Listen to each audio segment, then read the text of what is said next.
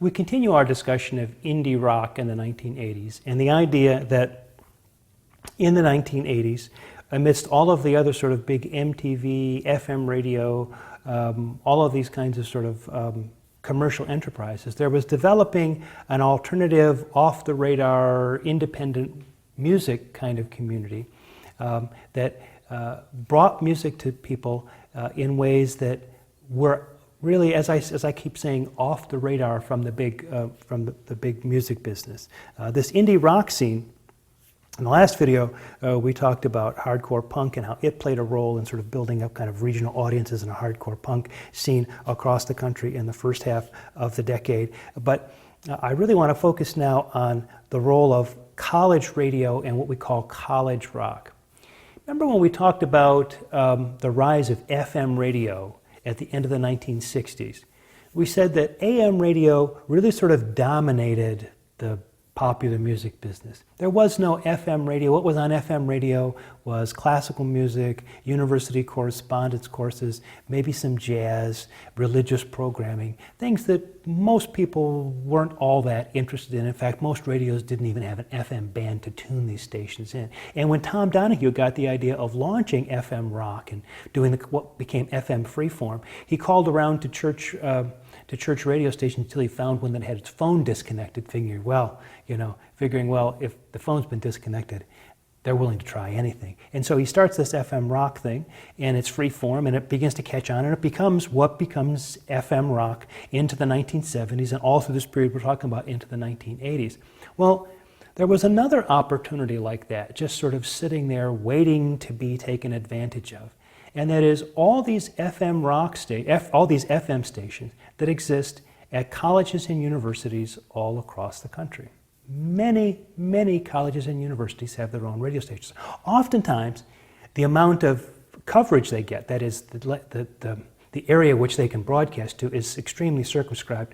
Most of them really are only interested in broadcasting to the campus itself and maybe to the surrounding area where students may be in apartments and that kind of thing, but they're not really interested in broadcasting to an entire community. So they're tend to be pretty low power stations, but because of that, the students are given pretty free rein in a lot of colleges and universities, not exactly unsupervised, but they're getting away with a lot of things that probably are against FCC regulations in terms of what they should do. But because hardly anybody can get the signal except people on campus, nobody really is any the wiser of what goes on. And so what happens there is there's the opportunity to play music that doesn't have anything to do with what's on the charts, that isn't driven by having to sell commercial minutes, that isn't driven by the normal programming constraints and restrictions of NPR or other kind of public broadcasting. Students getting in there with their own record collections or records that have been sent to the station and just play anything they want and almost say anything they want, and sometimes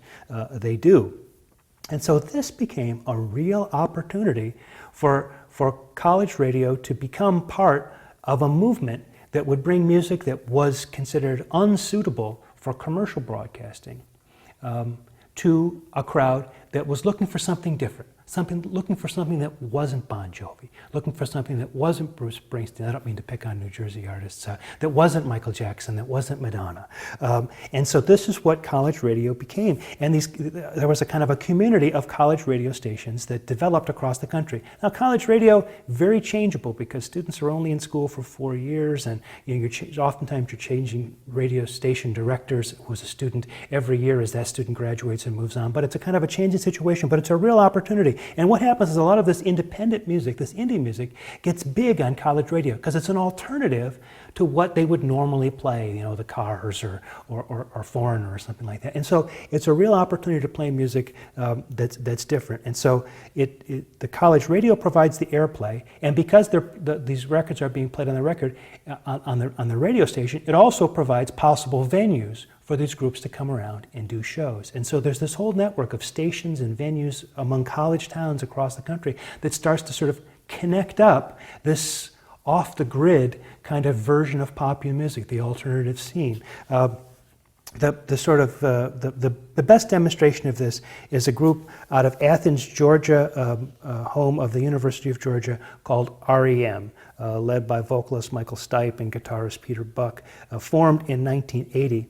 They had 5 studio albums for an indie label called IRS Records. Their 5th album, Document, from 1987, was like as big a commercial success as you could imagine one of these indie record labels being able to produce. I mean, fantastic. It was clear things were really pretty much on the ascent for REM as their music continued to be played, and it started to sort of break through into more of a mainstream consciousness. That album, Document from 1987, goes to number 10 in the charts here, number 28 in the UK, powered in part by the single The One I Love, which was a number 9 hit. Well, after that 5th album, they left IRS Records, in part because they didn't feel like they were getting the kind of overseas distribution that they wanted. And so they went with a major label, kind of the cardinal sin in indie rock, going with a major label. A lot of people were very concerned. REM has sold out, now they're going to do a major label. But the reason why they signed with Warner Brothers,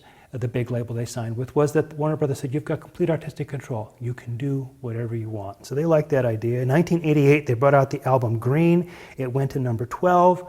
The song Stand went to number 6 in the singles charts. And in 1991, they brought the next album with Warner Brothers. The second one was Out of Time, number 1 in the pop charts here, number 1 in the UK pop charts. And 2 big singles, Losing My Religion and Shiny Happy People, made REM into international rock stars, emerging out of what had been a really kind of relatively unknown kind of underground scene at the beginning of the decade, the beginning of the 1980s when they got started.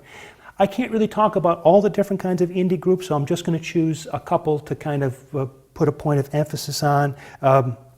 Coming, for example, out of Massachusetts, we have 2 groups that really made a mark. One of them called Dinosaur Jr., coming out of Amherst, Massachusetts, formed in 1984, led by Jay Massis and Lou Barlow. 1987, they released the album You're Living All Over Me, and in 1988, Bug.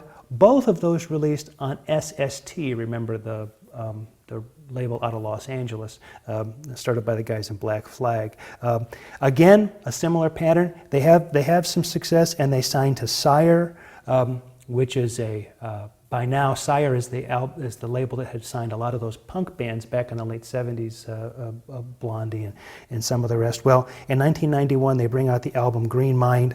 By this time, Lou Barlow is out. Another group with a similar kind of trajectories, the Pixies, were formed in Amherst, but later moved to Boston.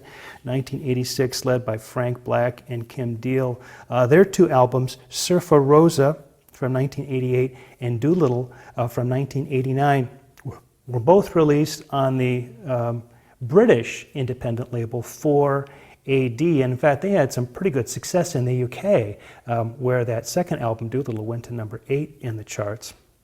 Another group out of New York that's often thought of as, one of the most critically acclaimed bands out of this indie scene, even if they didn't have a fantastic amount of commercial success. Actually, not much commercial success at all, is a group called Sonic Youth, led by Thurston Moore. They were part initially of the New York City No Wave movement, which was a reaction against punkers who were reacting against New Wave. They're often associated with noise rock, but there's an awful lot of avant-garde influences in their music that really kind of harken back maybe to the late 60s and the Velvet Underground and a lot of what they were doing together with Andy Warhol. Anyway, Daydream Nation from 1988 was considered a great critical success for this group. It's the album to have if you're going to have just one Sonic Youth record, and was praised by all of the indie magazines that sort of followed that scene as being a fantastic success for the group. It was released on Enigma Records, which was an indie label, but like a lot of these groups, they had some success, and then they signed with a major label, in this case, Sonic Youth signing with Geffen. It's probably worth mentioning at least one of the groups from the UK indie scene, and if you're going to mention just one group from the UK, you probably have to mention the Smiths, who got played a lot on American college radio. Didn't have a lot of commercial success here, but had tremendous commercial success in the UK, led by Morrissey on vocals and Johnny Marr on guitar. Their 1984 debut album, The Smiths, went to number 2 in the UK on the strength of the single What Difference Does It Make, a number 12 hit for them. And then the next 2 albums, again, really big. Meat is Murder from 1985, a number 1 album in the UK, and The Queen is Dead from 1986, a #2 album in the UK. Those albums selling big in the college circuit, and they were sort of along with REM, sort of a couple of the real sort of go-to acts for college radio. Actually, in the first half of their career, before they break really big with the Joshua Tree, U2 were also sort of the darlings of college radio, sort of mid-1980s.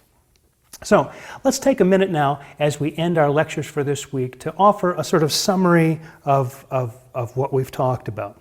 First, we've, in this week and last week, sort of talking about the 1980s. We've talked about how MTV changes the music business in a fundamental kind of way, eventually coming to rival FM radio as a place to break and make new acts and sustain old careers. We see new stars rise during the 80s, but we also see old stars adapt and thrive. So a lot of the 70s acts don't go away. They adapt and continue to thrive in the 1980s, even amidst new artists showing up and having tremendous success. As we've said this week, heavy metal rises, and by the end of the decade, we've got Headbangers Ball on MTV. Rap rises. By the end of the decade, we've got Yo MTV Raps. And indie rock sort of simmers under the surface, getting its own MTV show with 120 minutes. But this indie rock thing will be one of the big connectors to next week's lectures. As we move into the 90s and start to think about what's happening in the 90s, what are the important things in the 90s, it's a little bit harder to look at the 90s right now. We haven't really got as much historical distance as we'd like to have. But there's one thing for sure. This indie rock scene that we've just been talking about really sort of leads directly into the launch of the alternative and the grunge scene, which goes really mainstream in the early 1990s, in part fueled by the fantastic success of Nirvana's Nevermind. Nirvana is in many ways to alternative music what the Beatles were to the British invasion. Once that album hits, there's a whole flood of these bands that have tremendous success, including a lot of the groups we've been talking about this week who spent part of the 80s living relatively underground. So that's what we'll talk about next week.